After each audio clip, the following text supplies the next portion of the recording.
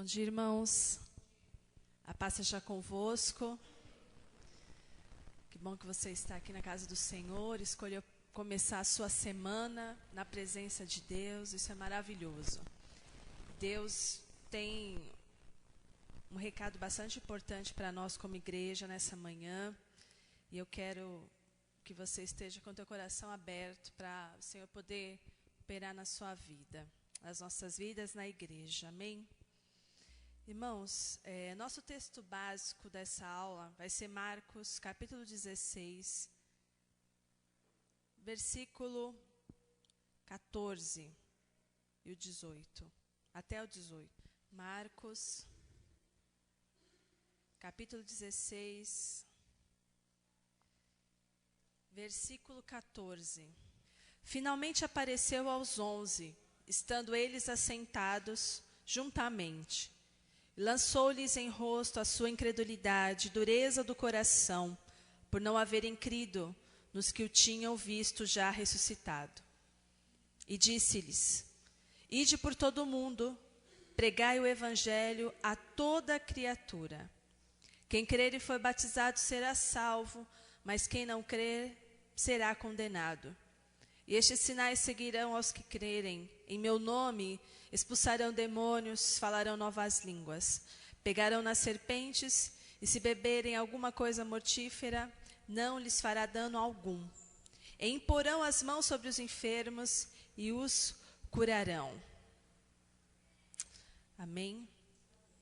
Bom, aqui o Senhor, Ele é chamada a grande comissão de evangelismo aqui nesses versículos, onde o Senhor, Ele aparece para eles e dá a ordem, né, do ide.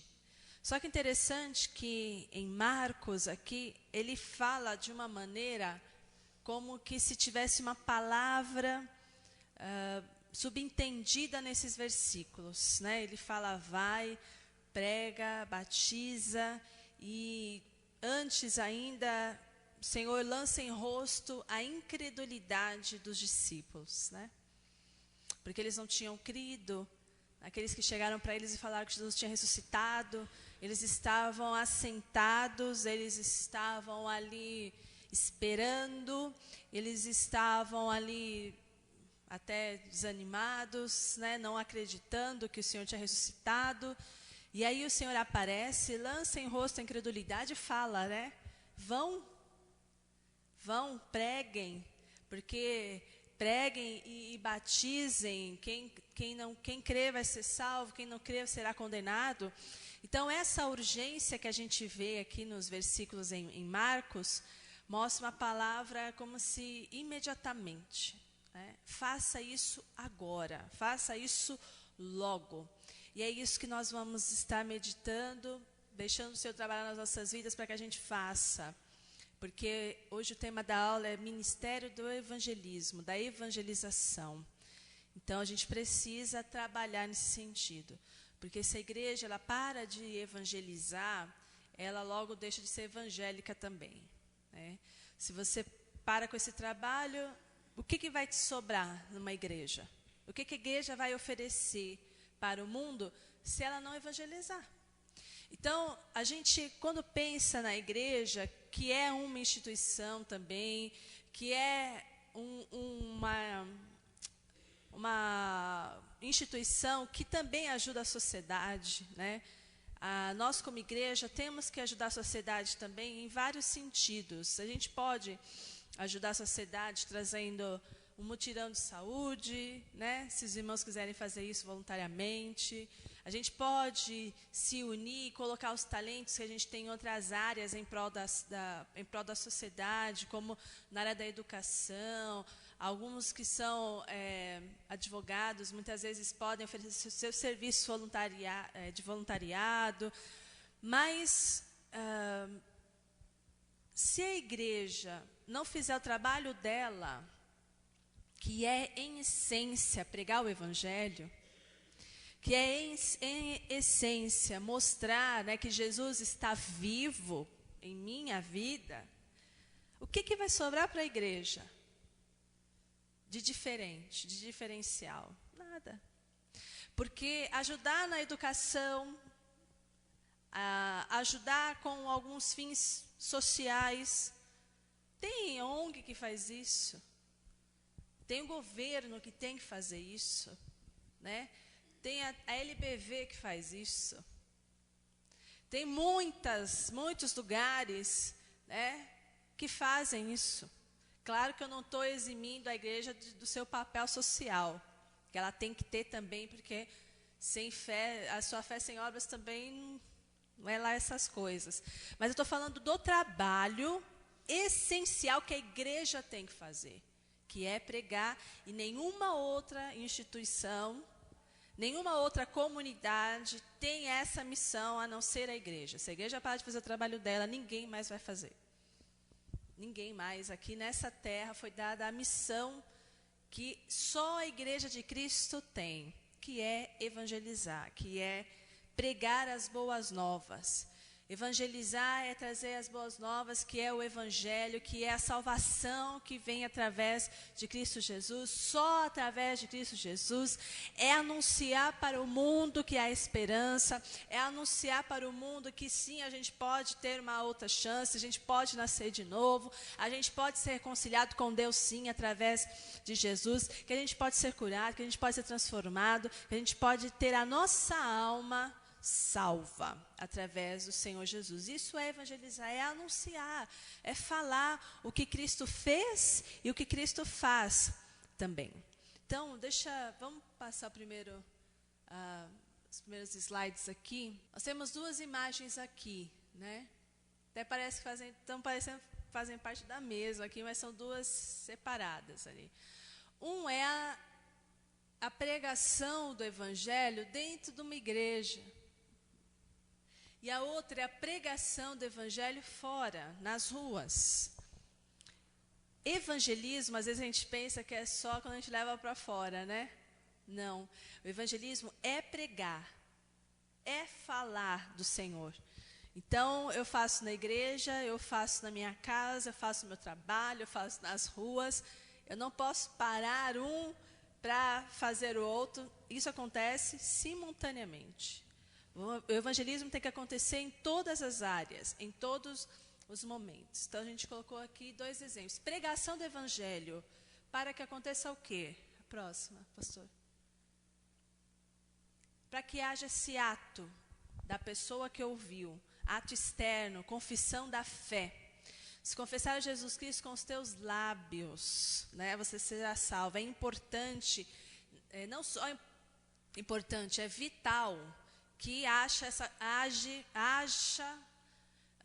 que essa pessoa tenha essa confissão pública de que Jesus Cristo é o seu Senhor e seu Salvador. Isso se faz no ato do batismo, né? Do batismo nas águas, o sepultamento da velha criatura e o nascimento da nova criatura. Então, nós fazemos tudo isso para que haja essa confissão pública, para que a pessoa seja salva. Pode acender. Obrigada. Muitas instituições, como eu falei, podem realizar obras nas áreas de educação, assistência social, mas somente a igreja foi dada a missão de proclamar o evangelho.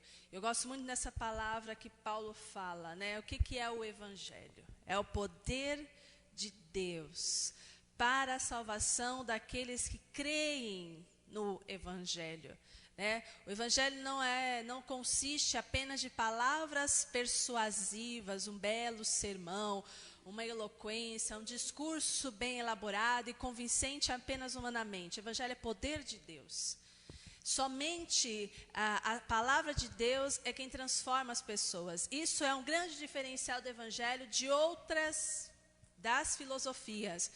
Porque as filosofias, elas podem até ter algo razoável para a gente produzir e seguir. Tem até uma moral ali interessante, mas aí que está a diferença do evangelho. Ele não está só nisso, nesse discurso, nessa moral, né, humana, nesses conceitos humanos que até são bons. O evangelho é poder de Deus. ele não apenas te faz caminhar ali na sua boa vontade, com o seu pensamento positivo, com a sua força de vontade, mas ele te mostra como fazer e ainda ele te dá uma unção, que é o poder para você conseguir realizar aquilo. Muitas pessoas têm vícios, têm toques, né, que se chama, manias irritantes, que às vezes nem ela está suportando, quanto mais as pessoas que estão com ela. E às vezes ela se esforça, ela faz terapia, ela busca um monte de recursos, mas às vezes assim não se liberta. Essa é a grande diferença do Evangelho na vida de uma pessoa. O Evangelho muda mesmo as pessoas. Ele transforma, desde que creia. Porque tem muita gente também que quer apenas a filosofia do Evangelho. Ele quer só ser uma pessoa boa, né? Ele só quer ser uma pessoa que faz tudo certinho, ele só quer filosofia, mas na hora de entrar no poder ele não quer. Porque para entrar no poder também, para ser transformado, muitas vezes Deus requer da gente uma renúncia, uma entrega total, que às vezes a pessoa não está disposta a dar. Mas quem está disposto a dar, quem está disposto a entrar de cabeça no rio do Senhor, aí poder opera e transforma a mente da gente, transforma o nosso caráter, transforma os nossos hábitos, faz a gente uma nova pessoa, porque ele é o poder de Deus para a salvação, o Evangelho. O evangelismo, ele não deve ser feito por etapas. Ou seja, né, eu faço aqui, depois eu espero para fazer lá, né, eu só faço evangelismo se eu sair na rua, nada disso. Ele não é feito por etapas, de forma gradual, ele é feito de forma simultânea. Eu evangelizo tanto na igreja, como nas ruas e até os confins da terra. Então, eu preciso alcançar o máximo de pessoas que eu conseguir, que Deus colocar na minha mão. Então, se eu prego na igreja, mas eu não vou pregar na rua, eu não vou pregar no meu trabalho, eu só vou pregar quando eu estiver atrás de um púlpito, não. Ele é simultâneo, ele tem que acontecer toda hora, em todos os lugares. Aos que estão perto, como aos que estão longe. Se eu prego para uma criança aqui na praça, perto da minha casa, se eu dou aula para ela, na igreja, mas eu também sou uma professora de ensino médio, ensino fundamental, eu também posso pregar lá. Eles estão perto de mim, são pessoas que estão no meu círculo, muitas vezes íntimo, eu tenho que pregar para eles. Mas se eu for para o outro lado do mundo, também. Então, eu sou evangelista o tempo todo. Né? Eu sou testemunha de Cristo o tempo todo. Eu achei bonita essa foto aqui, dessa mocinha, né? Tão diferente das indianas, né? E ali também sendo uma evangelista, uma discípula, né? Levando o evangelho para essas pessoas. Quem está perto eu levo, quem está longe também eu levo o evangelho.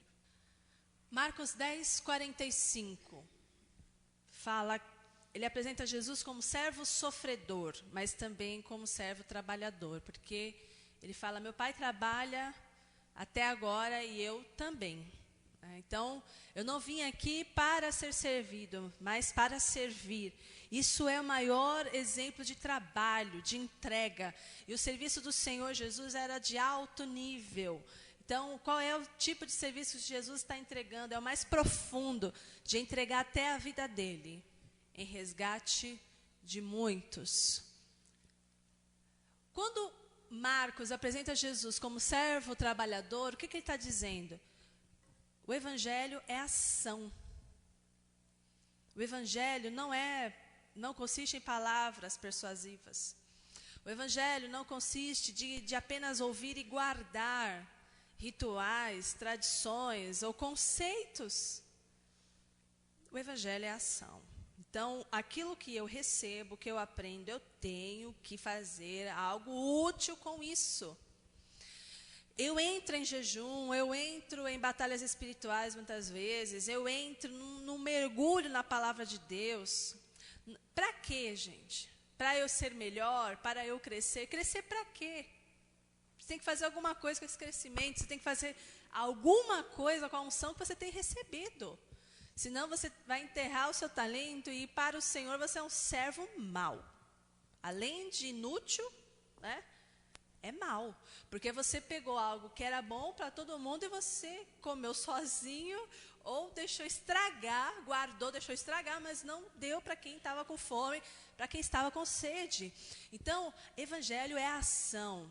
Imediatamente faça, imediatamente ore, imediatamente abra a boca para anunciar que quem fez aquilo na sua vida não foi você, porque você é uma pessoa boa, uma pessoa sensata, uma pessoa sábia, uma pessoa sortuda, né?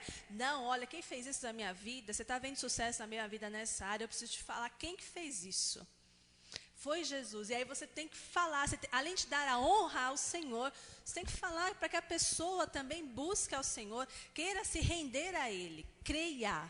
Como é que vai crer se eu não pregar? Se nunca ouviu. Né? Então, é ação, gente. Aquilo que eu recebo, eu preciso trabalhar com isso. É muito duro, aquelas pessoas que só querem, aqueles crentes que só querem ouvir, estar, ver, ouvir, sabe, participar de seminário, de missões muitas vezes. Participar de seminário, de simpósio, para ver como é que foi. Olha, querer saber da experiência dos outros. Ai, que coisa linda, até mexeu comigo, eu vou dar minha oferta para ele ir e tal. Mas é aquela pessoa que sempre está vendo, ouvindo, mas não faz nada com aquilo depois. Depois de umas 12 horas que passou aquela emoção, daquele testemunho, daquele irmão que foi para um lugar distante e experimentou várias coisas, né? Várias dificuldades, a pessoa depois passa aquela emoção e continua inativa, continua sem fazer nada. Evangelho é ação. Imediatamente vamos fazer algo. Há obstáculo para haver o evangelismo? Né? Não põe ainda a resposta não, pastor, por favor. Qual será o obstáculo para a gente evangelizar? Né? Porque o Senhor foi muito claro falando que é dever, que é uma ordem, mandamento, ide e pregai. Os dois verbos estão no sentido imperativo, ide e pregai. E ele não está falando só para aquela comissão, para aqueles discípulos. Quem é discípulo do Senhor, nós somos, todos nós, a gente aceitou Ele como o mestre da nossa vida. Então, eu tenho que seguir tudo que o meu mestre falou. E o que o meu mestre falou não foi só para aqueles discípulos, é para mim, porque eu sou discípula dele nessa geração. Então, eu tenho que fazer isso também. Mas tem obstáculos para a gente evangelizar? Quais serão eles? Qual é? Timidez? O que mais, gente? Preguiça, cansaço. Isso impede da gente evangelizar? O que mais? Só são esses aí?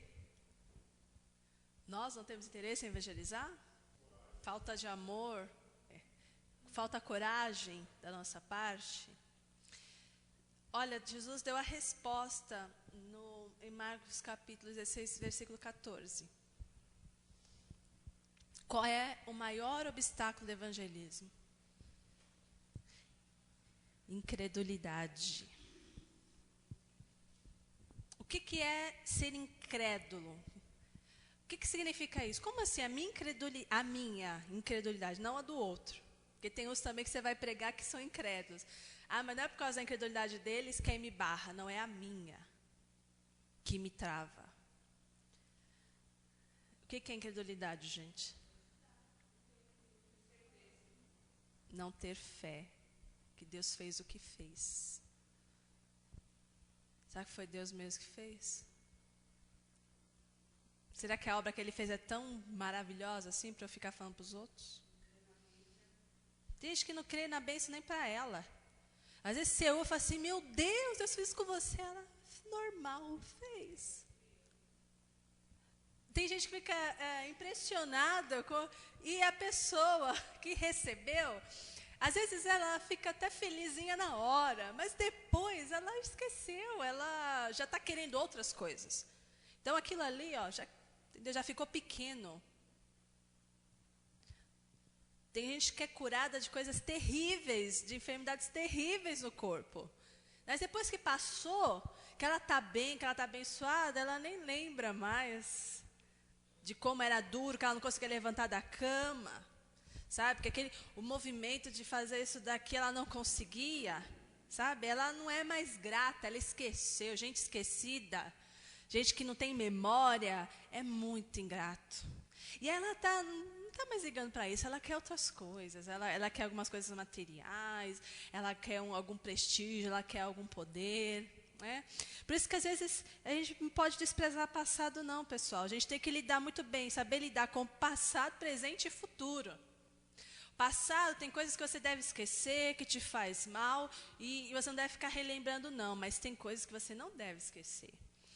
Que você deveria ter ali um memorial, sabe, para lembrar exatamente de onde você saiu, de como é que foi. Se tivesse um diário para você escrever ali as suas lutas, né? E depois Deus te abençoar e você dar glória a Deus. E quando você tivesse sentido assim, ai, não sou tão amado, ai, Deus, não sei, parece que Deus está em silêncio comigo. Vai lá no seu diário e vê ali já o que ele fez. Eu acho que seria tão útil. Né? Há uma história de um rei, de um homem que sofreu muito, depois ele foi um grande guerreiro e conseguiu conquistar grandes cidades e chegou num patamar assim maravilhoso, mas dizem que ele nunca se desfez de algumas roupas que ele tinha, dos seus trapos, né? Como uma pessoa muito pobre, muito assim sem sorte na vida. Ele mesmo tendo todas as roupas agora finas, né, as melhores, tinha alguns trapos lá que ele não jogou. E aí quando ele percebia que ele estava assim, se achando o dono o rei da cocada preta, o super maravilhoso mega blaster, né? Ele pegava e voltava lá, né, para os seus trapos e falava assim, olha, eu já fui assim, né? Então, e nós cristãos, a gente fala, olha, eu já fui assim, e quem é que me colocou nessa posição de honra hoje? Foi o Senhor.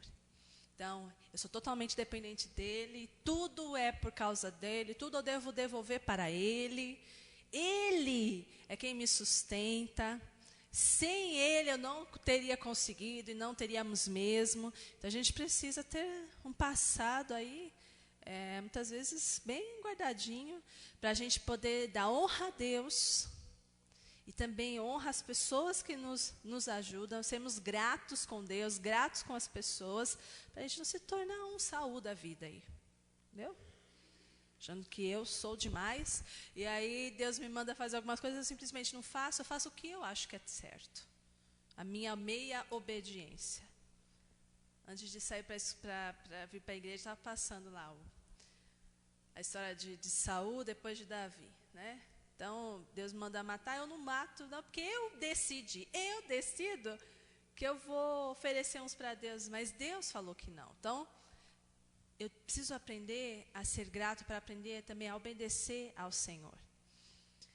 Então, se eu não dou tanto valor assim para o que Deus fez na minha vida, como é que eu tenho fé a falar para o outro? Como é que eu vou ter convicção de que Jesus é o Senhor?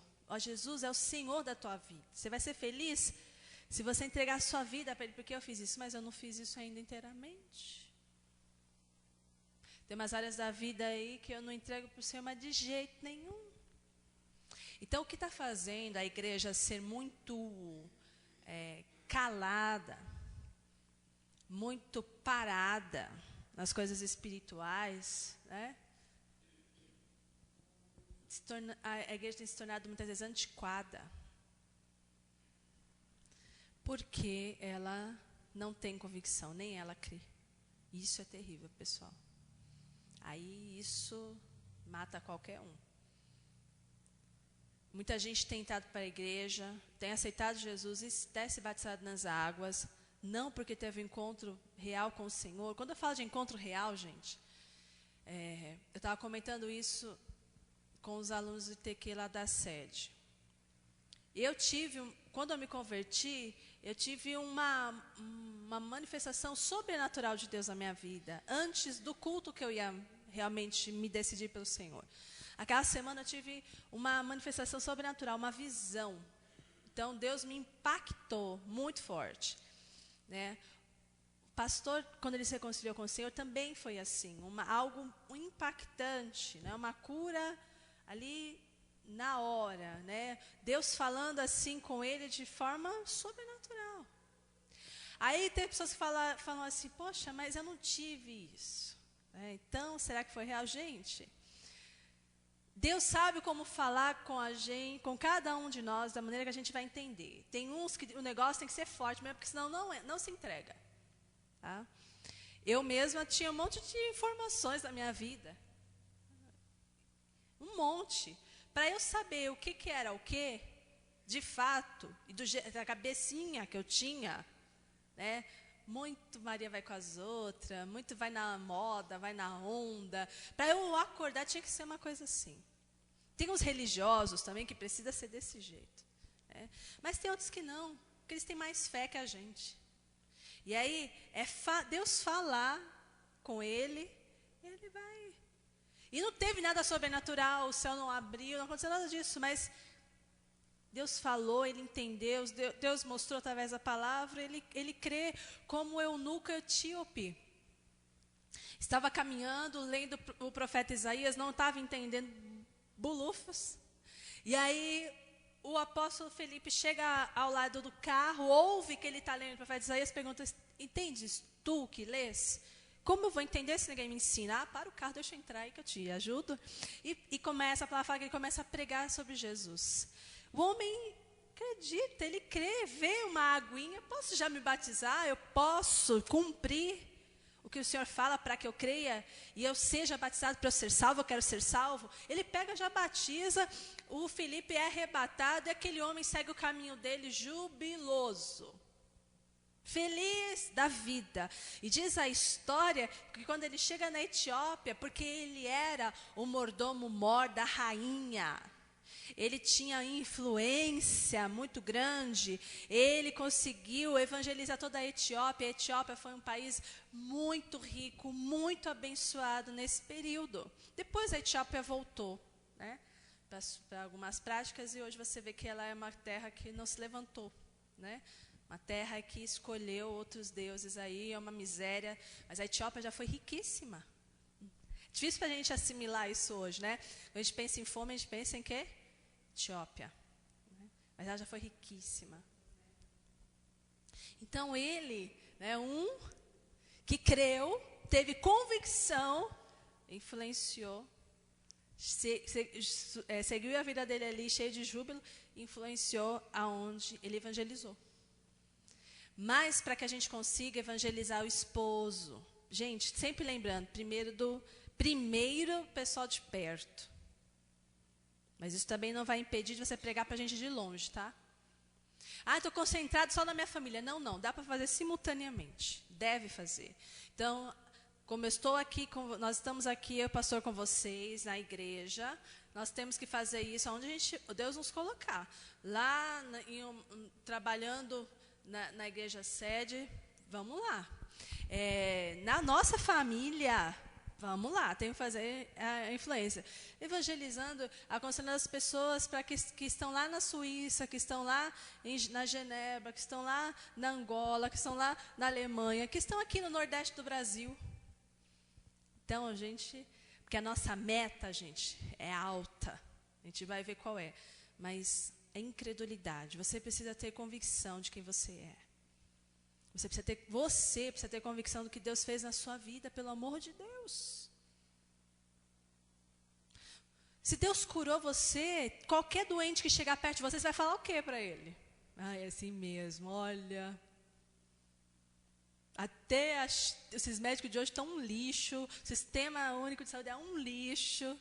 Olha, só misericórdia nas nossas vidas, né? Está duro, está difícil.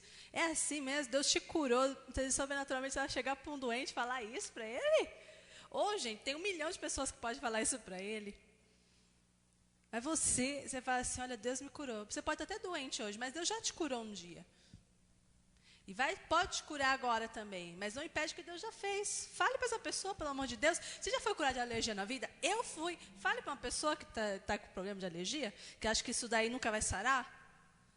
Vocês terem noção, na minha casa era dormir era tudo envelopado, né? Todo cheio de capa. Era o colchão com capa, era o travesseiro com capa. Hoje eu fico pensando, como é que eu conseguia dormir com aquilo? Coisa, fazendo barulho, aquilo é muito desconfortável.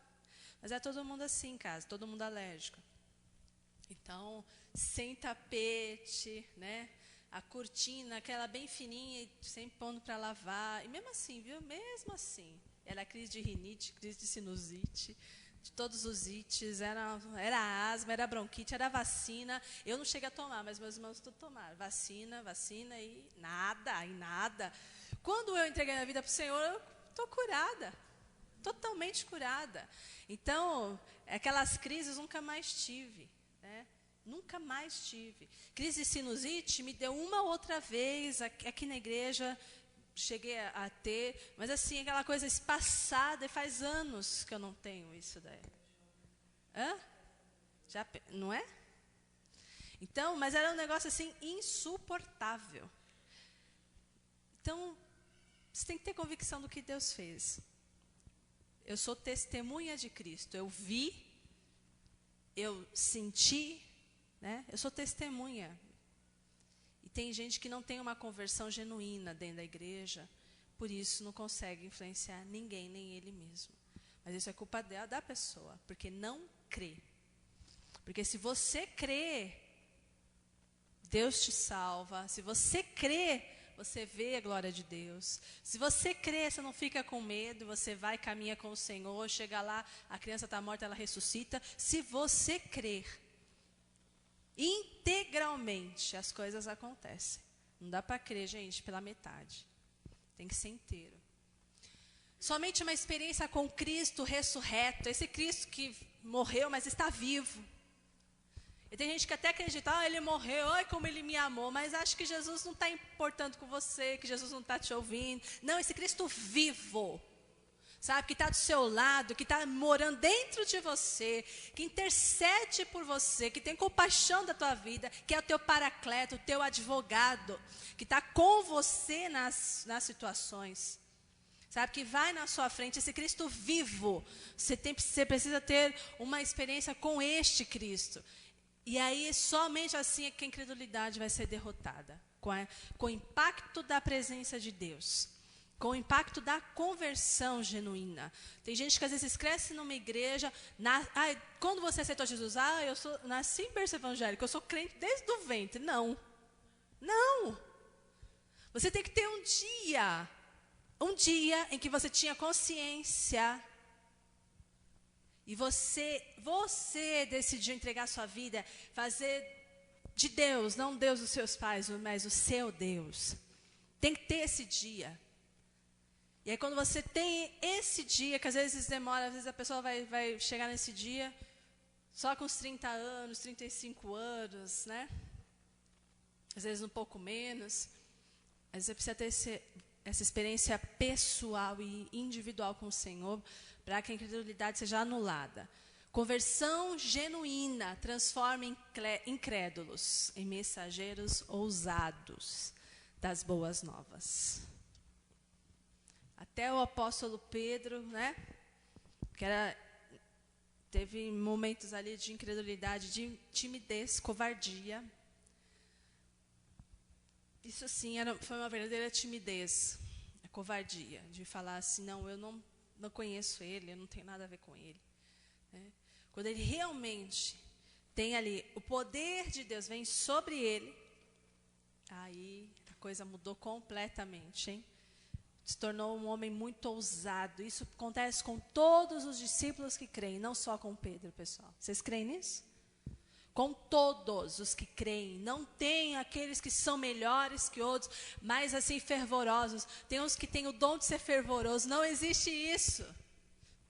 Esse é porque tem o dom, esse daí recebeu o dom. Não, isso é questão de fé. Eu creio, porque eu creio, eu quero. E eu me entrego a isso, completamente. Só assim a incredulidade vai ser anulada, com essa conversão genuína. Qual é a meta da nossa evangelização, pessoal? Quanto que a gente tem que alcançar? Tem meta? Ah, não, né? Vamos lá, vamos voltar para o texto. Leia aí. Marcos 16. Leia aí, versículo 15. Não tem meta, a gente, entendeu?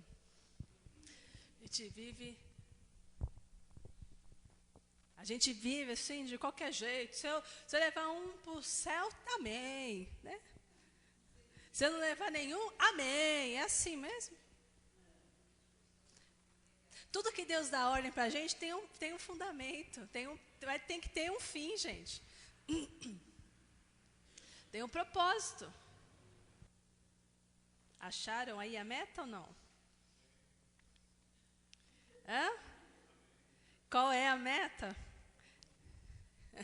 Toda criatura, todo mundo. Essa é a tua meta.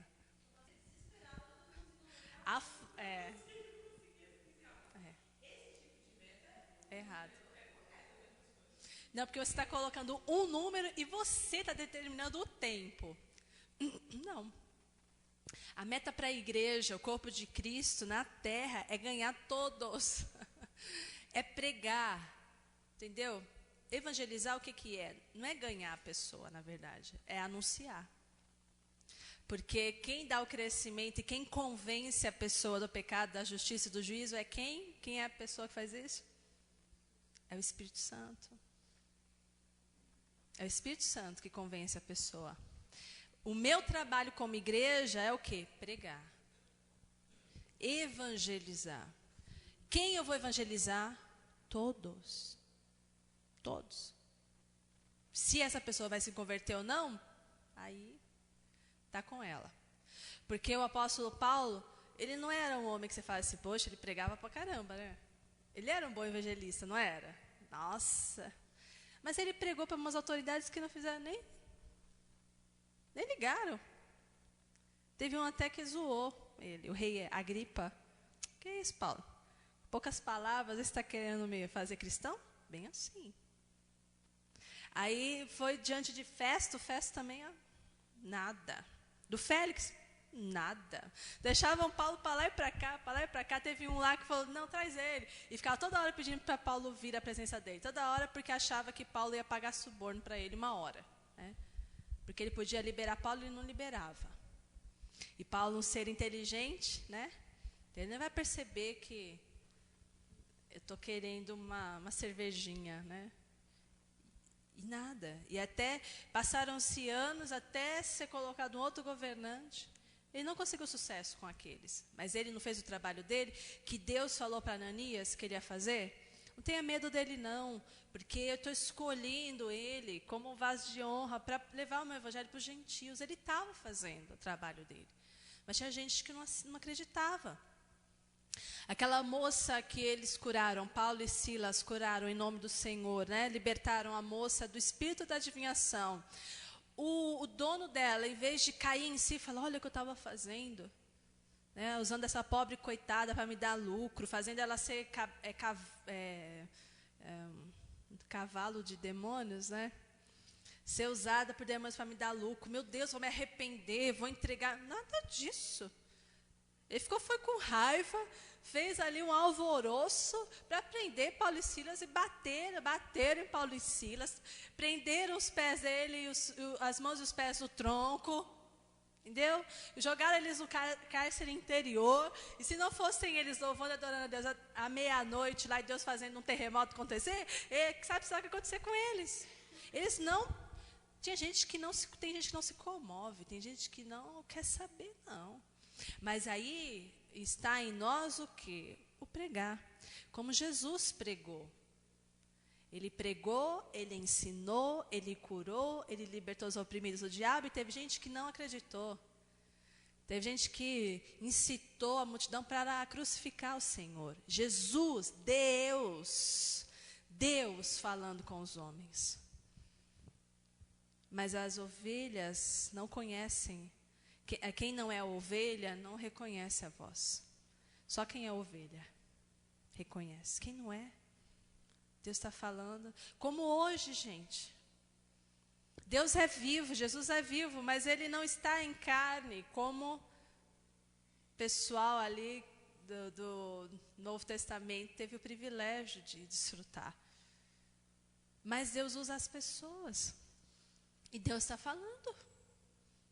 Deus está falando nas igrejas. Deus está falando nas ruas. Deus está falando nos hospitais. Deus está falando nas prisões. Deus está falando na TV. Deus está falando nas rádios. Deus está falando na internet. E quanta gente está... eu quero usar a internet para me divertir. Eu entro na internet para me distrair. Aí vem esses e-mails aqui. Faz favor de não mandar mais esses e-mails que eu não gosto. No Facebook, logo no início que eu entrei nessa era, né? Facebookiana, tinha lá algumas mensagens, umas indiretas, né? Que o pessoal coloca lá. Como é que é? Facebook não é igreja. Né? Não é igreja, gente. Para ficar mandando essas... E outras piadinhas que faziam lá. Né? Não tem nada a ver isso. E eu faço isso, eu uso a internet para isso. Tem outras pessoas que conheço que usam a internet para isso. E eu continuo usando a internet para isso. E vou continuar. Afinal de contas, eu vou usar a internet para quê? Para quê? Né? Então você se diverte também, você manda recado para as pessoas que estão longe de você, para os seus amigos, seus parentes, sabe? Você tem umas conversas informais também. Mas, gente, claro que eu vou usar também para testemunhar. Também para que conheçam um pouco do meu Senhor. Então, eu mando lá para as minhas primas algumas coisas, algumas canções, algumas coisinhas assim. Aí elas agradecem, aí depois, uns 2 dias depois, elas colocam lá. A imagem de não sei quem, da senhora não sei das quantas, da novena não sei do que, do Cristo morto lá. Tudo bem, mas eu vou mandando lá. Eu preciso testemunhar. Não posso deixar de falar do que eu tenho visto, ouvido, vivido. Não é isso não. Mas a gente precisa ter convicção para isso, né, gente? E sabendo que a nossa meta é todo mundo. Então, todos que estiverem ao nosso redor, a gente tem que pregar, evangelizar, testemunhar do que o Senhor fez. Essa é a meta da igreja. Todas as pessoas e todo o mundo. Fazei discípulos, em Lucas 24, 27, de todas as nações. Qual é o motivo da evangelização? Para que eu evangelizo, gente? Para que eu vou falar assim, vamos para a minha igreja? Olha, eu quero te convidar para um culto que vai ter. Para que eu vou fazer isso? Qual é o meu intuito? Para que ela conheça a Deus. E quando ela conhece a Deus, o que acontece com ela? Ela é salva. Então, o motivo da evangelização é salvar o perdido. Não é agregar membros. Não é agregar, trazer mais integrantes para o meu clube. Porque muitas vezes tem gente que acha que igreja é clube. Né? Pregue o que eu gosto, o que eu me divirta, o que eu choro, o que eu ri. Eu gosto do pastor Marlon, que ele me faz rir pra caramba. É muito legal, né? Às vezes não, mas na maioria, sim. Né? Então eu gosto daquela igreja, que eu gosto do louvor, daquelas músicas. Eles são tão animados. Eu saio de lá tão leve. É tão gostoso pular, dançar com eles. É isso, gente. Eu gosto daquela outra lá, porque tem uns passeios, uns retiros, uns eventos maravilhosos. Então eu me enfio lá. É muito legal, porque isso me dá muita vantagem. Né? Isso me traz vantagem. Esse é o motivo da evangelização, para depois aumentar o volume da arrecadação. Quanto mais membros, mais volume da arrecadação, mais dízimo, mais oferta, é isso? Não. É para mostrar que a minha igreja é mais forte que a outra? Por isso eu vou evangelizar, venha para a minha, Deus está aqui, vamos fazer parte disso. Vamos fazer campanha, vamos fazer propósito para amarrar as pessoas. Elas ficarem ali 7 domingos tendo que vir, 7 quarta-feira tendo que vir. É para isso que a gente vai convidar as pessoas para vir à igreja? Não deve ser, né? Porque o motivo de eu evangelizar, de eu falar de Jesus, de eu muitas vezes convidar uma pessoa para vir para a minha igreja. Não é porque ela é minha amiga, eu gosto muito dela, eu quero que ela é crente de outra igreja, mas eu quero que ela fique comigo. Ela é tão legal, ela vai ser tão útil para a igreja.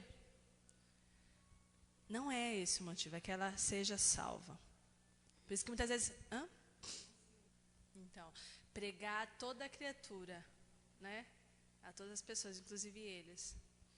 Porque eles precisam ter uma fé no Senhor genuína, né? Não cheia de rituais, mas nem vamos entrar nesse ponto aí, porque é muito conflitante ali no que eles falam que creem, né?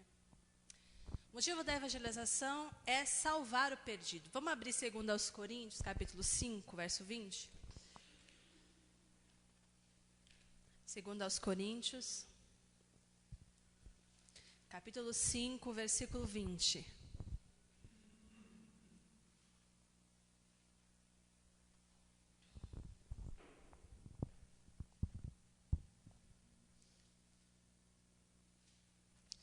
De sorte que somos embaixadores da parte de Cristo, como se Deus por nós rogasse. Rogamo-vos, pois, da parte de Cristo, que vos reconcilieis com Deus.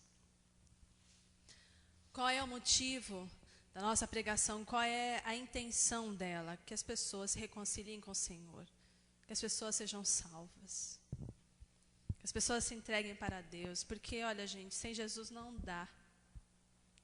Não dá.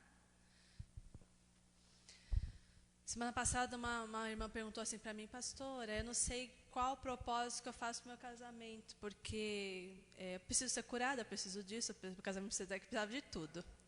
Falei, amém, só que começa pelo o mais importante. O que é mais importante? Porque ela falava que tinha muita influência do mundo no casamento dela, o esposo dela ficava com aquela influência, não queria vir para a igreja e tal, porque parece que o mundo fica mandando ali nele.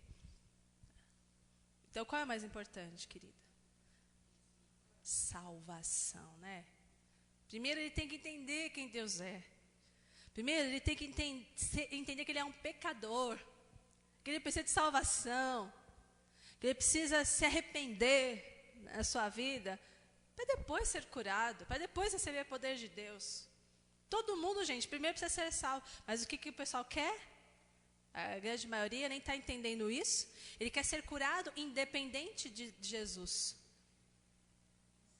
Ele quer ter bens materiais e promoção e prosperidade independente de Jesus.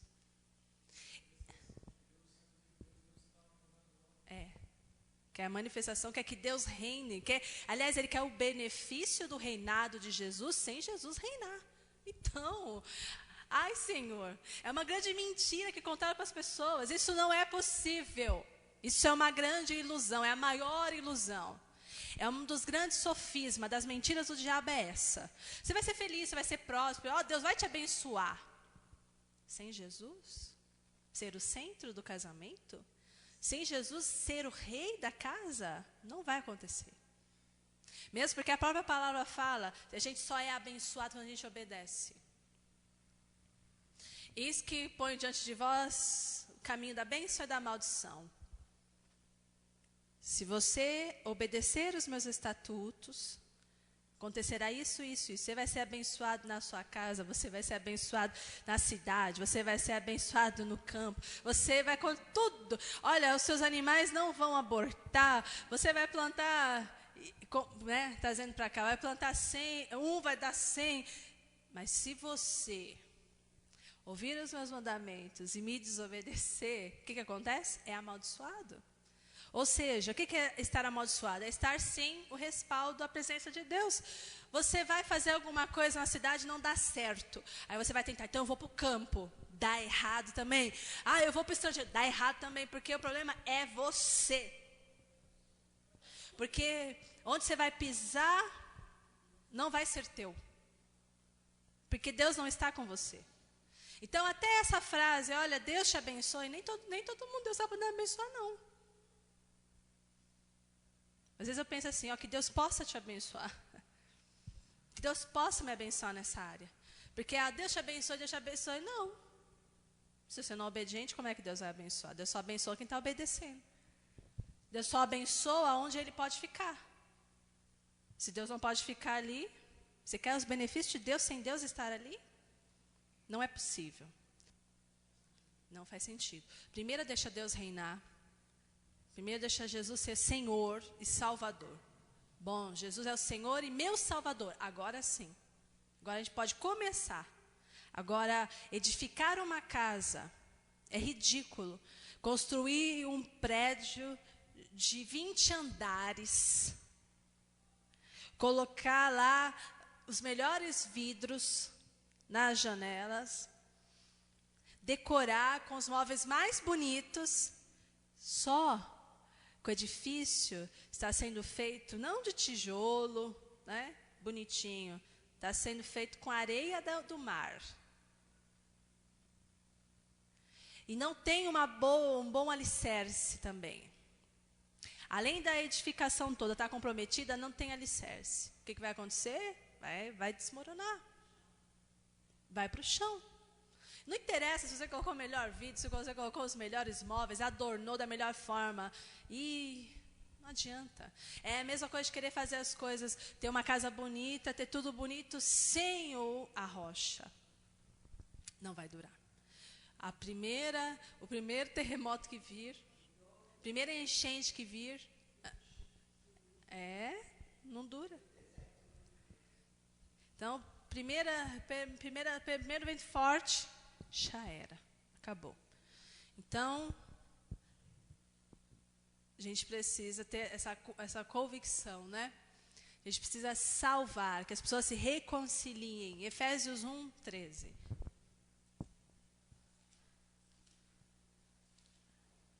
Efésios 1.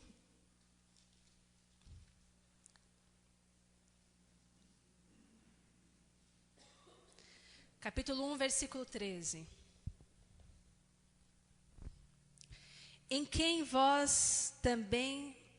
também vós estáis, depois de ouvistes a palavra da verdade, o evangelho da vossa salvação, e tendo nele também crido, fostes selados com o Espírito da promessa. Gente, olha que texto maravilhoso isso. Mas a gente todas as pessoas precisam passar por essa etapa. Eu preciso receber a palavra da verdade, que é o evangelho, que não são as minhas experiências, que não é a minha axiologia, mesmo que eu seja uma pessoa bem intencionada. Eu preciso pregar o evangelho, a palavra nua e crua, e deixa que ela vai fazer o efeito. Essa boa semente não vai voltar vazia para o Senhor. Ela vai chegar na pessoa e vai fazer o trabalho pelo qual a palavra foi destinada para fazer. E depois que ela faz esse trabalho, ela volta para Deus.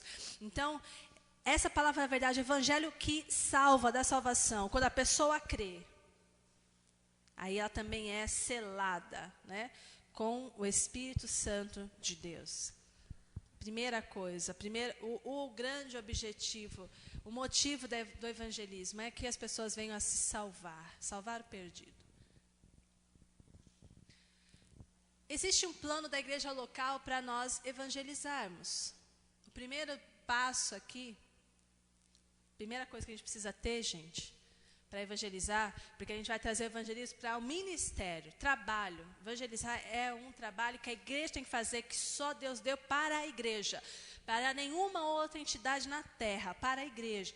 Só que a igreja precisa, para evangelizar, precisa ter visão. E foi o que o Senhor Jesus também falou para os discípulos dele, ó. Em João capítulo 4, versículo 35. Erguei os olhos e vede os campos, pois já branquejam para a ceifa, para a colheita. Ele falou assim, olhem, vejam como é que está a situação espiritual das pessoas. Vejam, elas estão prontas para essas almas serem colhidas. Então vão trabalhar, vão pregar. Irmão, se você não pregar, outra pessoa vai pregar. Pode pregar o evangelho, mas pode pregar uma filosofia. Muitas vezes a pessoa está ali pronta, está sensibilizada, está fragilizada. Aí os crentes calam a boca, aí o segundo crente cala a boca, o terceiro crente cala a boca. Aí o diabo pega e levanta um. Levanta um de alguma seita, levanta um de um espiritismo, e aí a pessoa vai lá se mostrando compaixão, vai mostrando ali que ama, que é amigo, que ele é importante, a pessoa pega e acredita nele, não na gente, porque a gente nem se importou com ele. Então ele vai achar que Deus está naquela pessoa que o acolheu. Vai ser enganado por culpa da gente.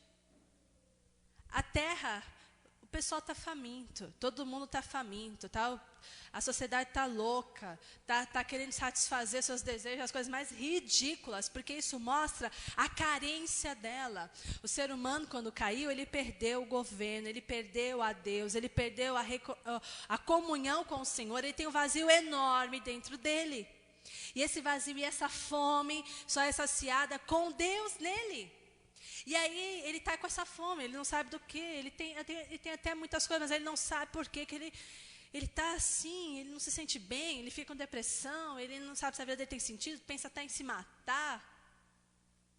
E aí, se os crentes não falam, alguém vai colher essa alma.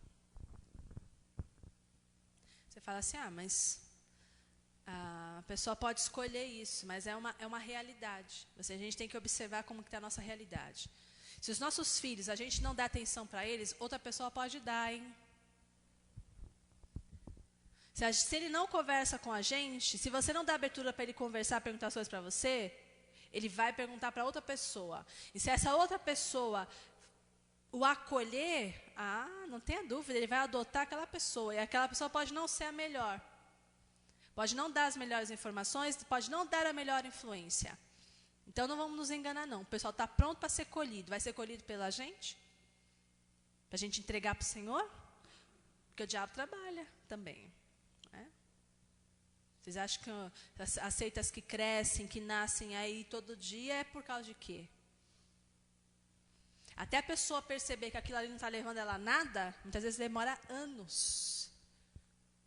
Até ela perceber que aquilo não satisfez a alma dela, a fome, a sede dela, por Deus, às vezes já tomou algumas decisões, já fez coisas que ela já comprometeu bastante a vida dela. Então, tenhamos visão, vamos olhar os campos e ver, eles estão prontos para a colheita. O que a igreja precisa para evangelizar? O que é? O que é? Obreiros, né? Palavras do Senhor também. Mateus 9:38, rogai, pois ao Senhor da seara, que mande trabalhadores para a seara, porque o trabalho é grande, mas são poucos os trabalhadores. O próprio Senhor Jesus já estava falando isso.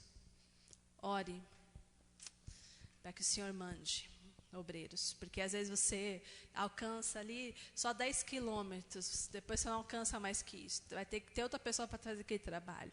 Você tem limite, você não é onipresente, você precisa para o trabalho ser bem feito, Deus sabe disso, Ele quer que toda a igreja esteja envolvida. Então, para o evangelismo acontecer, a gente precisa de obreiros também. Olha, irmãos, nós estamos aqui na igreja pregando, ensinando, para que vocês sejam os pregadores na casa de vocês, para que vocês sejam pregadores nos seus trabalhos, na sua rua, na sua vizinhança.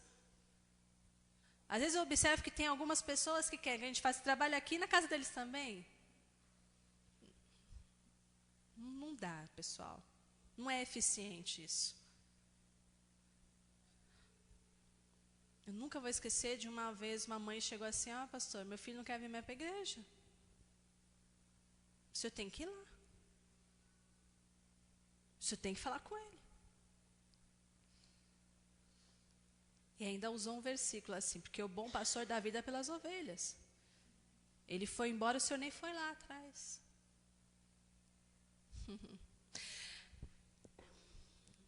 Aí, o que acontecia? Entendam o contexto. Nós estávamos aqui, adolescentes aqui, os pais aqui.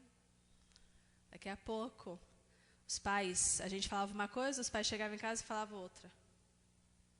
Não precisa disso não. Esse pastor também está querendo demais. Ah, meu filho. Você acha que um adolescente de 14 anos vai olhar pastor como? Hã? Idiota. Ou um fanático. Ou um que só fala, mas não prega, entendeu? Não existe isso. Não é assim. Tá bom. Aí ele já não vai tendo mais, não vai ter respeito pela autoridade. Não vai tendo o menor respeito pelos irmãos, porque a mãezinha falava mal de todo mundo da igreja também em casa. Sem respeito por nada, não participavam de nada. Se tinha jejum, não participava. Se tinha campanha, não participava. Se tinha vigília, não participava. Se tinha evento, não participava. Né? Eventos assim para trabalhar. Se fosse para passear, ia. Mas assim, as coisas espirituais, nada. Nada. Aí depois esse rapaz foi crescendo um pouquinho mais, quer saber? Porque nada. Mas cobra da gente, do líder, cadê o líder dos adolescentes? Dos jovens, que não vão lá, que não falam. Ah, meu filho. Olha, Deus está preparando vocês para vocês serem os pregadores nos seus lares, os pastores nos seus lares. Para vocês serem as testemunhas nos seus lares. Não, mas não é testemunha, falar mal do pastor. Falar mal da igreja. Falar mal dos irmãos, ainda quer que a pessoa esteja aqui. Não vai estar aqui, nem ali, nem acolá, não quer saber de nada, mas cobram, viu? Então, foi ainda, e uma certa vez chegamos lá para conversar com estava dormindo, ficamos esperando lá, ó, acordar, belezinha. Depois de 2 horas, acorda, passa pela gente, toma banho e vai embora. Mas até hoje, tá? Sentimos essa cobrança. Não foi feito o trabalho. Quantos pais não estão fazendo o trabalho deles? Esposas não estão fazendo seus trabalhos? Nem os filhos estão influenciando seus pais? E ainda acho que a igreja, é problema da igreja. Os irmãos que não acolheram. Os irmãos que não nem pegaram o nome. Os irmãos que não fizeram visita. Os irmãos que não foram mandar um cartãozinho para o aniversário, para ele se sentir amado. Os irmãos que não foram orar, fazer um culto lá. Que não foram convidar. Os irmãos. A igreja. Essa pessoa, esse filho, esse marido, esse pai, vai ter respeito por aquele que ele conhece. Às vezes ele nem conhece o pastor. Nem conhece os irmãos da igreja, não tem muita, a opinião deles não vale muito, não tem muito peso. Agora, se conhece você convive com ele, a tua opinião, a tua maneira de viver, isso influencia. Não a gente, ele não conhece a gente. Então, essas coisas, gente, tudo que vocês, olha, quem está mais antiga, quem sabe, a gente já fez cada coisa, sabe? Para tentar, mas a gente percebe que a gente semeia aqui, pessoal, mas para a semente produzir, ela precisa de um outro ambiente, onde ela vai ser alimentada, onde ela vai ser respeitada.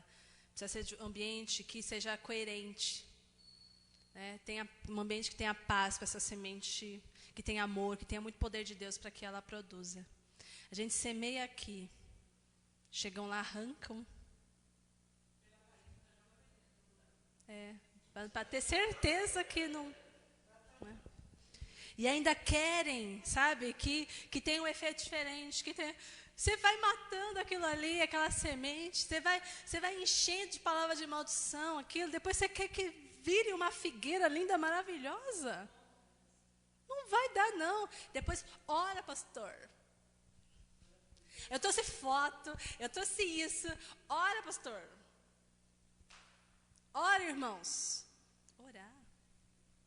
Orar, minha filha, você não está ajudando. Os casamentos, tem um monte de casamento aqui precisando urgentemente de Deus. De Deus. Cônjuge aqui precisando urgentemente de um impacto de Deus. Tem gente que nem vai participar. Que nem veio, nem vai participar. Eu estou ótimo, tá tudo bem, tá tudo maravilhoso. E aí depois, a gente sempre sabe, porque a palavra de Deus fala isso. É certo, como o ar que eu respiro aqui.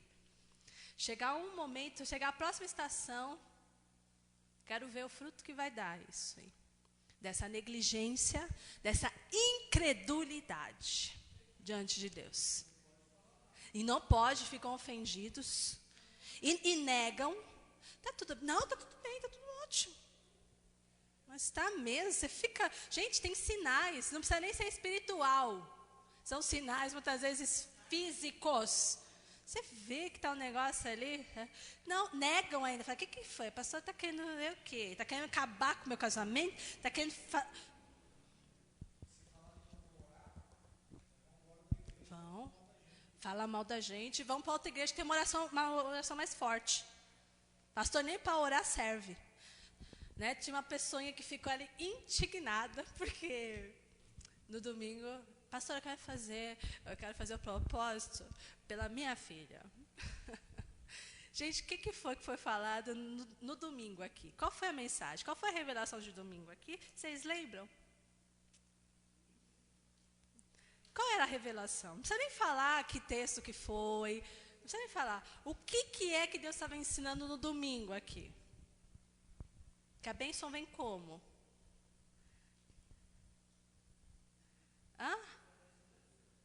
Através da oração, foi isso que o Senhor falou? Então vamos orar, eu vou orar pela minha família. Eu vou orar pela minha filha. Faz tudo errado o casamento lá, xinga o marido, tudo, mas eu vou orar, Deus vai restaurar. É assim? Foi isso que Deus ensinou no domingo? Que princípio que Deus ensinou no domingo aqui para a igreja? Tá, mas como que essa perseverança? Quem é que estava, quem era o personagem aqui que teve perseverança na igreja? No domingo, quem foi? O Jairo. O que o Jairo fez? Ele foi até Jesus, né? Mas ele teve a atitude de ir, né? Má notícia veio. Ele creu no que Jesus falou para ele, né? Não temas, creia somente.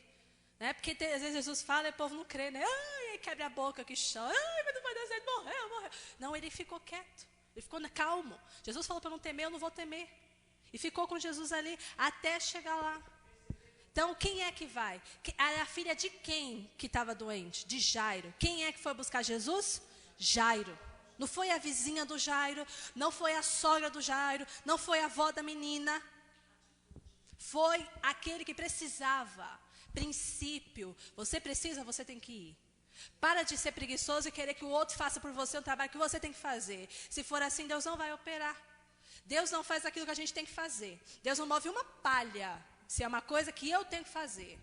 Se eu não consigo, aí Deus faz. Deus faz qualquer coisa. Abre mar, rasga céu, para a lua. Mas se eu posso fazer, aí a irmãzinha, pastor, eu quero fazer pela minha filha. Mas irmã, eu só olhando de rabinho de olho aqui. Assim. Ô irmã, esse propósito é para os casais, na maior paciência, para os casais se posicionarem, querida. Né? Aí ela ficou assim, não aceitou não. Não convida. Aí são os casais que têm que fazer. A gente já está orando por ela, já tem foto da pessoa, a gente já está orando por ela. Não, mas é que é tão interessante o que o senhor falou, que ela precisa disso. Tá bom. Aí foi embora. Chegou durante a semana. Olha como as pessoas são. Eu já falo com o pastor falou que não era assim, né? Não era assim a instrução. Chegou para mim. Pastora, o pastor falou que eu não posso fazer. Olha como ela já vem falando, hein? O pastor falou que eu não posso fazer o propósito no casamento da minha filha. Eu falei, é verdade. Não pode mesmo. O que Deus falou? Que a pessoa tem que tomar atitude. Por que a sua filha não vem para a igreja, irmã? Ai, pastor, isso é um problema tão sério. Ai, é muito longe. Falei, ela não tem uma igreja perto para ela ir? Ai, pastor, falei, não. Então, ela não quer o Senhor.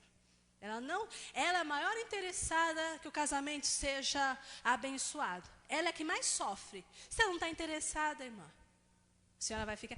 Ai, aí ela começou a mudar de assunto, falou uma coisa nada a ver, e foi embora.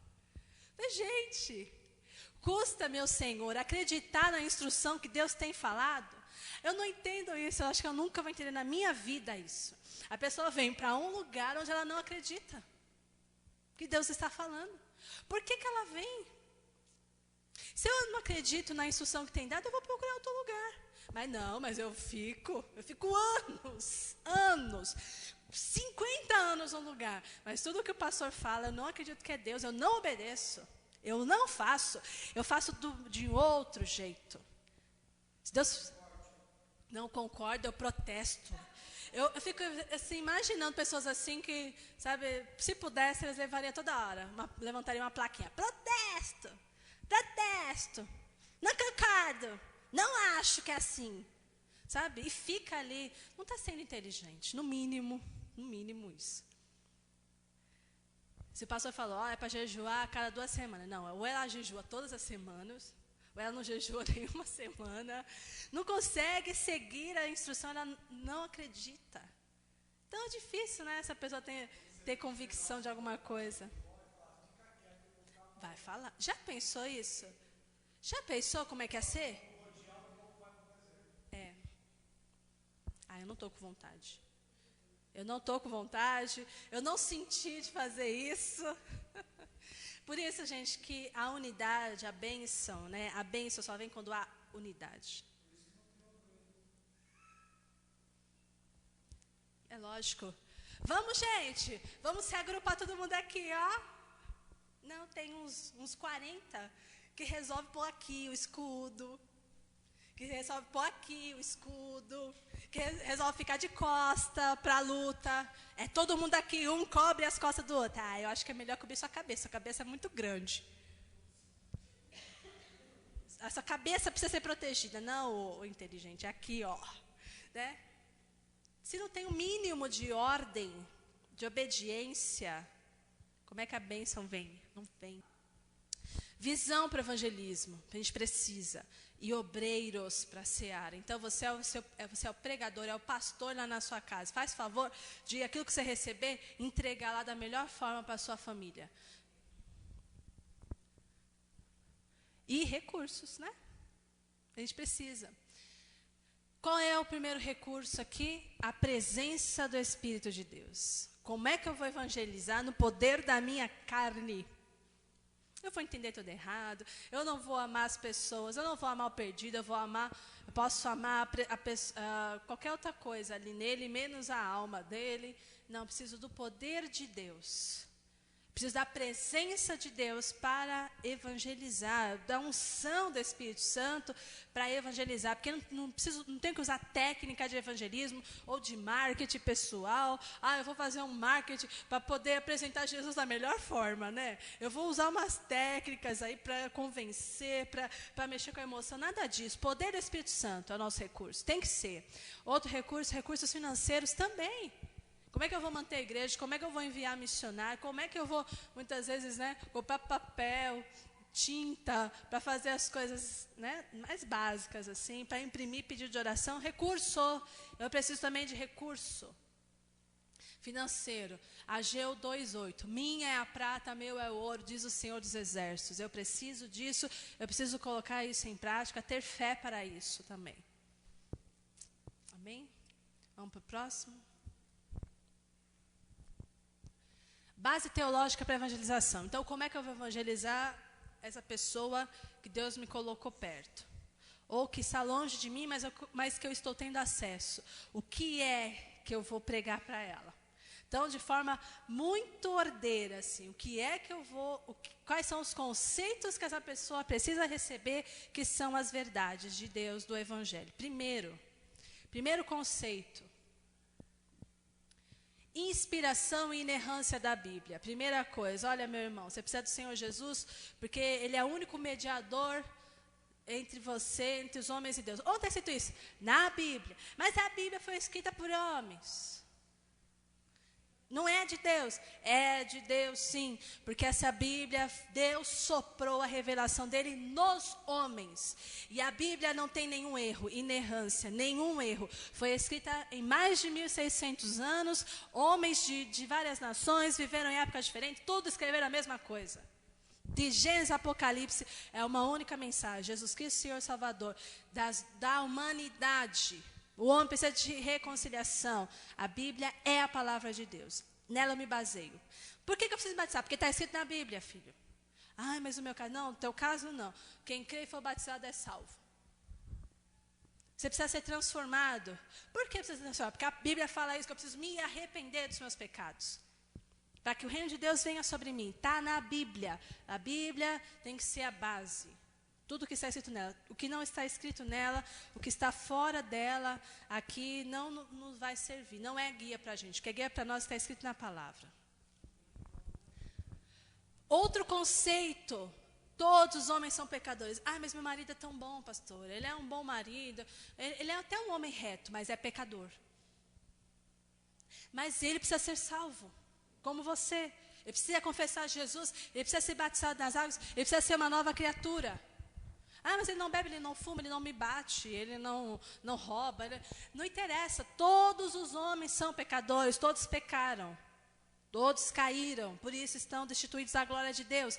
Para se reconciliar com o Senhor só através de Jesus Cristo, ele precisa reconhecer que ele é um pecador. Senão também não vai ter arrependimento, não tem arrependimento, não vai buscar a necessidade de um Salvador.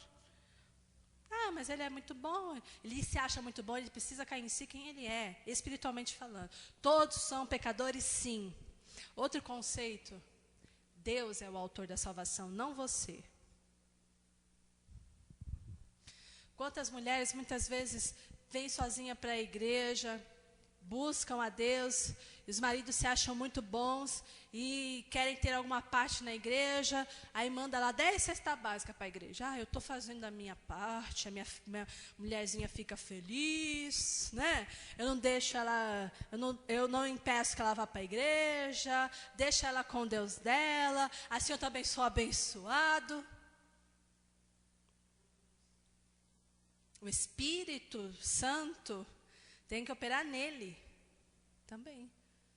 Ei, não é as suas obras que você faz. Ah, eu estou fazendo o grande benefício, o favor de deixar ela para a igreja. Não. Você precisa saber que quem vai te salvar, que é Deus que te salva, você precisa de Deus.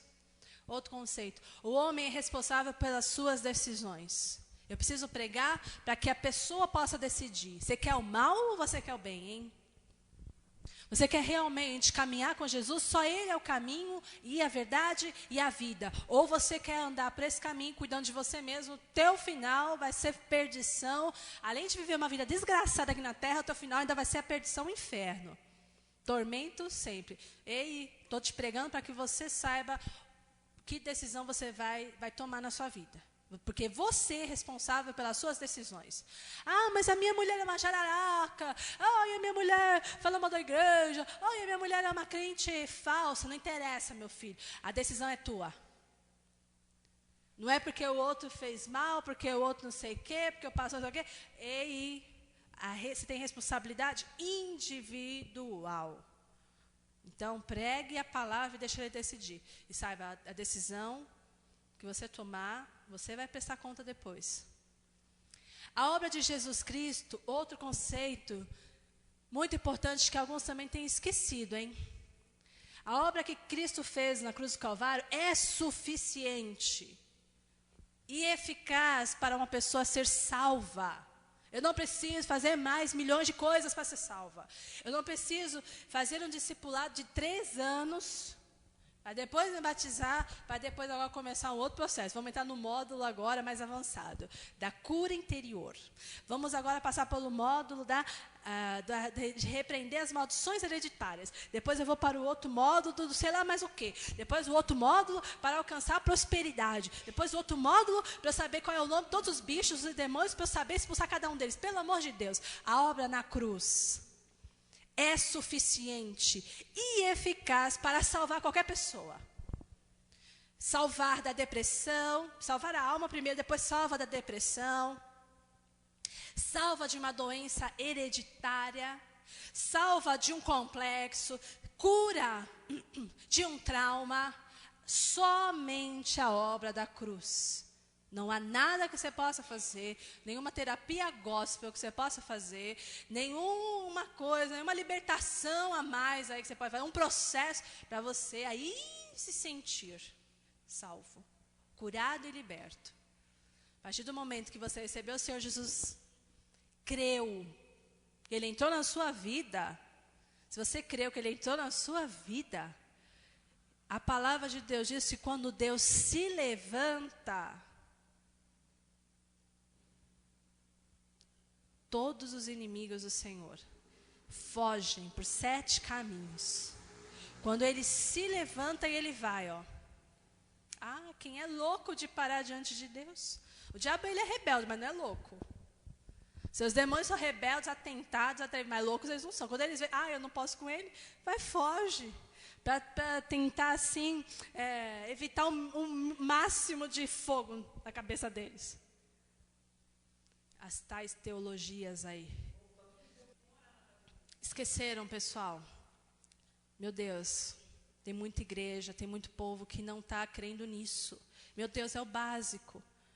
É o básico dos discípulos de Jesus. Crerem que a cruz do Calvário, que tudo que Jesus fez ali, o trabalho penoso de Cristo na cruz foi para nos libertar, gente. Então, tudo que Ele fez, Ele deu a vida dele para fazer um negócio inacabado? Lógico que não. Tudo que Ele fez ali está perfeito. A obra consumada. Foi consumada. Não preciso fazer ajuda. Que coisa mais humana, né? Isso, esse pensamento. Que pensamento pequenininho, hein? Então a gente precisa voltar para a essência. Essa é a verdade, pessoal. Essa é a verdade. A obra que Jesus fez na cruz do Calvário, ela é suficiente e eficaz para sermos salvos. Deus deseja salvar o pecador. Por isso que você tem que amar o perdido. Porque o amor de Deus está em você. Quando você olha para Ele, você o ama. Porque sabe que Deus quer salvá-lo. A vontade de Deus é que todos venham a se salvar e que não se percam. Então você precisa passar para a pessoa que você vai evangelizar. Olha, Deus te ama. Viu? Jesus te ama. Mesmo. Ele morreu por você. Morreu por mim, morreu por você. Ele deseja que você seja livre dessas coisas todas. Ele deseja que você seja livre dessas perturbações na sua mente. Ele deseja que você seja uma pessoa que tenha paz. Ele deseja isso. Deus não quer que você espere para ter paz. Deus te dá agora, quando você crê. Deus não quer que você, olha, você é um processo, você vai ter que esperar para ser curado. Não! Esse negócio no meu coração está me matando. Essa ferida tá profunda, dói, sangra todo dia. Eu não tenho que esperar mais um dia, eu não tenho que esperar mais um minuto. Eu creio que Ele me ama, mesmo que a pessoa me traiu, mesmo que a pessoa me decepcionou, mesmo que a pessoa tenha me apunhalado pelas costas. E essa ferida sangrando, quando eu olho para o amor de Deus, quando eu olho para Jesus, quando essa pessoa, que se ela não conhece Jesus ainda, quando ela olhar para Ele e perceber, crer no amor do Senhor Jesus, na hora, essa ferida que estava há anos sangrando, purulenta, matando, necrosando o coração, Deus dá um coração novo para ela, um coração de carne. Na hora, gente. Deus deseja salvar o pecador. O Espírito Santo é quem aplica a salvação nos pecadores. Eu prego, você prega, nós damos bom testemunho, mas é o Espírito Santo que vai falar direto com aquela pessoa e vai convencê-la. Não sou eu nem você que convencemos. Nunca está escrito isso na Bíblia. Quem falou que é a gente que convence as pessoas? Você apresenta. Você tem que ser uma carta viva, cheia de verdade e integridade. Agora não é você que ainda vai se apresentar, ainda trabalhar no coração dela. Quem faz isso é o Espírito Santo. Nós cremos na dupla economia, no duplo trabalho. O Espírito Santo, Jesus fez o trabalho na cruz. A revelação do Senhor está aqui na palavra, está aqui nas nossas vidas, mas foi o Espírito Santo que veio com esse poder. Tá? Então, Jesus foi, depois do deserto, depois de ser batizado, depois do deserto, começa a curar, começa a pregar, começa a ressuscitar mortos. Jesus põe a mão, o Espírito Santo vai e... É o Espírito Santo que vivificou a Jesus Cristo dentre os mortos. É o Espírito Santo que nos vivifica. Jesus está lá no céu, mas o Espírito Santo está aqui conosco, nos ajudando, nos ensinando, nos corrigindo, nos soprando. Muitas vezes falando, isso não está legal, hein? Para com isso, chega para esse caminho. Ele que vai colocando a gente ali, é aquela voz que o profeta Isaías fala, que a gente ouviria uma voz no nosso ouvido dizendo, andai por aqui, este é o caminho. É o Espírito Santo que faz isso. Por isso a gente precisa do recurso, né? Do poder de Deus sobre nós, da presença de Deus sobre nós, senão o nosso trabalho não é eficaz. Evangelizar é apressar o regresso de Jesus Cristo. É apressar a segunda volta do Senhor também. Então, se a gente quer que o Senhor volte logo, é bom que a igreja faça seu trabalho, porque o Senhor falou que só voltaria quando o evangelho tivesse sido pregado, né, para toda a criatura. Então, a gente precisa fazer isso. O objetivo final da evangelização é eu ficar bem orgulhoso e falar assim, ó, tá vendo como eu sou evangelista maravilhoso? Eu fiz o apelo veio 300. É para mim a confirmação do meu ministério, que é o evangelizo, ou é para a glória de Deus? O objetivo final da evangelização é que o Senhor seja glorificado, é que a obra do Senhor seja feita, é que o diabo seja desmascarado, envergonhado. O prazer que dá é você saber que você tirou uma alma das garras dele e entregou para o Senhor. Isso é uma maravilha. Que satisfação que dá quando a gente batiza as pessoas, gente. É maravilhoso. Você fala assim, agora só depende dessa pessoa. Porque Jesus já entrou, já deu o Espírito Santo está ali, já está dando a unção, agora só depende dela.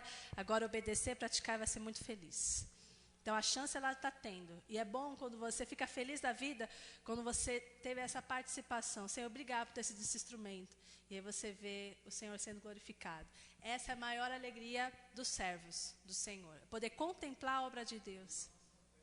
Por isso é que a gente faz festa mesmo, com certeza.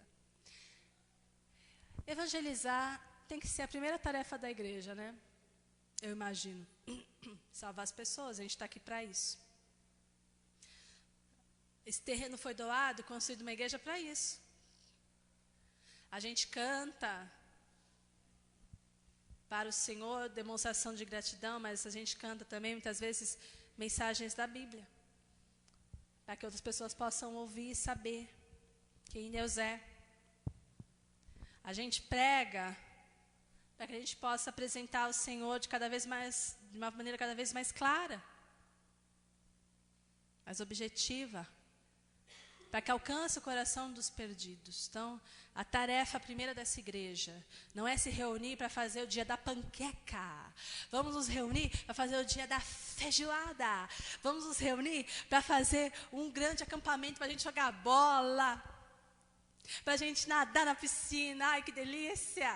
Para a noite os irmãos fazerem serenata para as irmãs, oh que gostoso.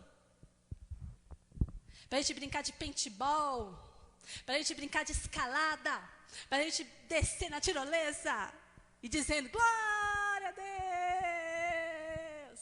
É para isso que é a igreja? É para isso?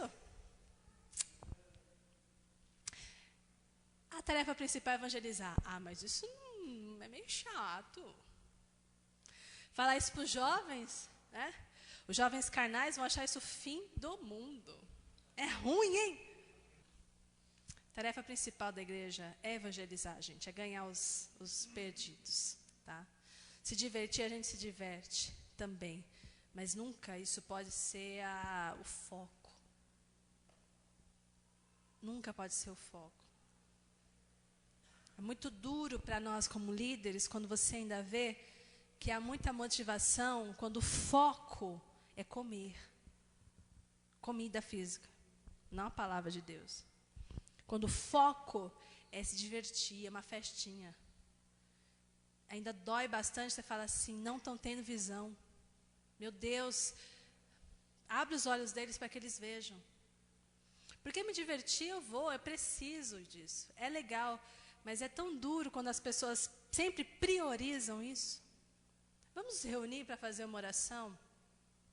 Vamos nos reunir para a gente desabafar um com o outro, para a gente se autoaconselhar? Vamos nos reunir para cultuar o Senhor, para cantar para Ele e sermos refrigerados? Não, isso não é interessante. Agora, vamos reunir para fazer uma pizza? Vamos, gente? Ninguém fica doente nesse dia, ninguém tem trabalho nesse dia, se reúne, convida outros ainda.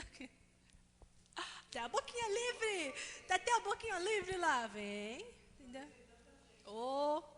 Então, é duro isso, gente, é muito duro, está muito errado, meu Deus, está muito errado. A gente tinha que ter muita motivação quando a gente vai se reunir para orar, para jejuar junto, para cultuar e também para passear. Porque isso mostra também intimidade. Mas tinha que ser, nunca excluir uma coisa da outra. É duro quando escolhem comer junto, fazer festinha junto, e não escolhem cultuar junto. Isso é duro demais. É a obra, ele está terminando a aula, é a obra principal de uma igreja. Se a gente não evangeliza, a gente está em desobediência, pessoal. Então, precisamos obedecer ao Senhor, para que o Senhor esteja conosco, para que a nossa igreja não morra, tá? Para que a sua família não morra. Se você quer ser abençoado na sua geração, quer que seus filhos sejam abençoados, você quer que seus netos sejam abençoados e sucessivamente, então você precisa fazer esse trabalho, senão vai morrer em você. Se você for fiel até o fim. Porque tem gente que não está sendo fiel ao Senhor até o fim. É fiel durante alguns anos, mas depois ele apostata da fé. Porque começa a olhar para as coisas do mundo por causa de tantos motivos, tá? Porque esquece, né? Tem Alzheimer. Esquece do que Deus fez. O Alzheimer espiritual, tá? Esquece do que Deus fez. E aí se torna ingrato, se torna um arrogante, né? Se torna um trapo humano. E aí não é fiel ao Senhor até a morte. Então, vamos deixar o Espírito Santo falar conosco. E tome uma atitude, porque o Evangelho é o que mesmo, gente? Ação. Ele é o poder de Deus para a salvação, mas ele é também ação. A gente tem que agir, tá? Então, mulheres, vocês têm que se levantar. Quem começou nos seus propósitos no casamento, maridos, mulheres, vão fazer as coisas certo, tá? Vamos orar, não deixa só o pastor orar aqui no domingo, não. Né? Levante seu propósito, estou fazendo a minha parte, Deus abençoe esse fulano. Não, faz no seu dia a dia, haja como servo de Deus, como serva de Deus, como uma pessoa que carrega o reino na barriga, que carrega Jesus Cristo consigo. A gente precisa agir mais, amém? Vamos orar, queridos. Amado Senhor, eu te louvo em primeiro lugar por esse dia abençoado que o Senhor nos deu. É muito bom começar o dia, é muito bom começar a semana na tua presença. É muito bom, Senhor, saber que logo mais a gente vai cear contigo, meu Deus. É muito bom, Senhor, saber que nós podemos confiar no Senhor totalmente. Oh Deus, eu te peço, Senhor, nessa manhã que os ensinamentos que recebemos produzam frutos, Pai. Que o Senhor esteja abrindo os nossos olhos, que a igreja do Jardim Palmira tenha visão. Esses irmãos que estão nos ouvindo pela internet também, eu não sei de qual igreja eles congregam, quais são os seus anseios, se somente eles estão ali, que conhecem o Senhor numa casa onde muitos não conhecem, Pai. Senhor, abra a visão para que vejam que a colheita que os campos estão prontos para a colheita, Pai. Ô Senhor, envia também os obreiros, Deus, para que a gente alcance toda a criatura, alcance o mundo inteiro, Pai. Envia os seus recursos, precisamos de Ti, precisamos da Tua presença em nós, o Teu poder, Deus. Precisamos ser como fontes realmente, Deus, que jorram as águas vivas, Pai. Fontes cheias, Deus, de água, Pai.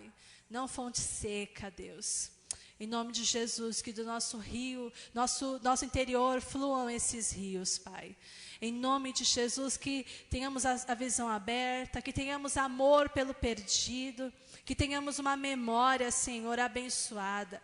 Que lembremos, Senhor, de onde o Senhor nos tirou e te demos toda a glória, toda a honra e testemunhamos de que só o Senhor Jesus Cristo é o Senhor das nossas vidas, o autor, consumador da nossa fé, que Jesus Cristo é o caminho e a verdade e a vida, que Jesus Cristo é aquele que estendeu as nossas mãos, nos tirou do lamaçal do pecado, nos deu novas vestes, nos deu uma vida nova, nos libertou, nos sarou, nos curou, nos levantou. A tua obra na cruz, Jesus, é sim suficiente. Foi suficiente para nos salvar. É suficiente para salvar todo aquele que crê, Pai. Em nome de Jesus, que haja essa convicção muito firme no nosso coração, hoje e sempre, para a glória do Seu nome. Amém.